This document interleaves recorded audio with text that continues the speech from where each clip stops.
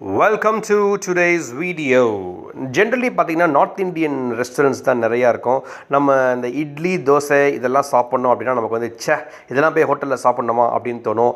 அப்படி வெறுக்கிறவங்களுக்கு ஒரு அற்புதமான கடைன்னா அது நம்ம ஷர்வன் தட்டு இட்லி அப்படின்னு சொல்லலாம். சென்னையில் மயிலாப்பூரில் சான்ஸ்கிரிட் காலேஜுக்கு ஆப்போசிட்டில் இந்த கடை இருக்குது. நாங்கள் மந்த்லி ட்வைஸ் இந்த கடைக்கு போவோம் டெஃபினட்டாக. ஏன்னா ஒரு இட்லி தோசையாக இருந்தால் கூட அவ்வளோ அருமையாக இவங்க சூப்பராக சர்வ் பண்ணுவாங்க. இவங்களோட மெனு வந்து ரொம்ப வைட்லி ஸ்ப்ரெட் கிடையாது.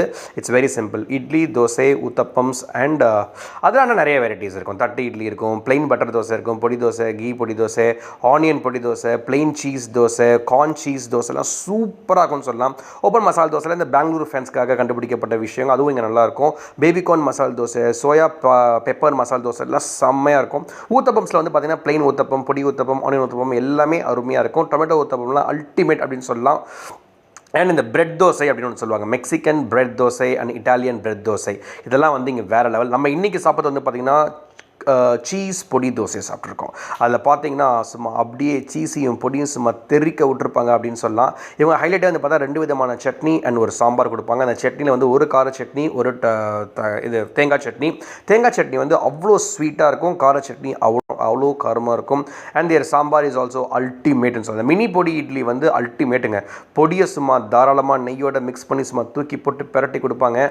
அதை நம்ம இதில் ஒரு டிப்பு அது ஒரு டிப்பு வச்சு வாயில் போட்டோன்னு வச்சுக்கோங்க, சும்மா உள்ளே இறங்கிறது தெரியவே தெரியாது. நம்மளே அறியாமல் நம்மளே ஒரு 3 பிளேட் சாப்பிட்டா கூட ஆச்சரியப்பட மாட்டோம். அவ்வளோ அருமையாக இருக்கும், அவ்வளோ டேஸ்டியாகவும் இருக்கும், ஈஸி டைஜஸ்டபிள். எங்களுக்கு ஜென்ரலாக வெளில இங்கே சாப்பிட்டா உடம்புக்கு ஒத்துக்காது, ஆனால் இங்கே சாப்பிட்டா எங்களுக்கு ரொம்ப ரொம்ப பிடிக்கும் அண்ட் உடம்புக்கும் ரொம்ப பிடிக்கும். அடுத்து நம்ம சாப்பிட போகிறது Mexican bread dosa. And Mexican bread தோசையை பற்றி சொல்லணும் அப்படின்னா வேறு மாதிரி இது.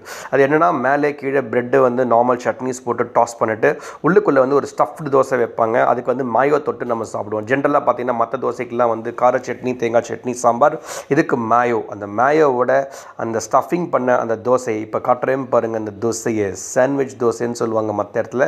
இவங்க வந்து இது மெக்சிகன் பிரெட் தோசை அப்படின்னு சொல்லுவாங்க. சூப்பராக இருக்கும். அந்த தோசை உள்ள ஸ்டஃபிங் பார்த்திங்கன்னா ஃபுல்லாக கேப்சிகம், டொமேட்டோ, ஆனியன் எல்லாமே போட்டு, ஆலு எல்லாமே போட்டு சூப்பராக இருக்கும். அந்த டேங்கியாக இருக்கும் அந்த சாஸ், சாப்பிடுவோம், சூப்பராக இருக்கும். லிச்சி ஜூஸ், நாங்கள் ஜென்ரலி கிரேப் ஜூஸ் குடிப்போம். இன்றைக்கி கிரேப் ஜூஸ் ஸ்டாக் அவுட் ஆகிடுச்சு. சண்டே ஈவினிங் லேட்டாக போனதுனால litchi is not anyway lesser then the grape. But கிரேப்புக்கு நாங்கள் பெரிய ஃபேன்ஸ் அப்படின்னு சொல்லலாம். மக்களே, see you next video.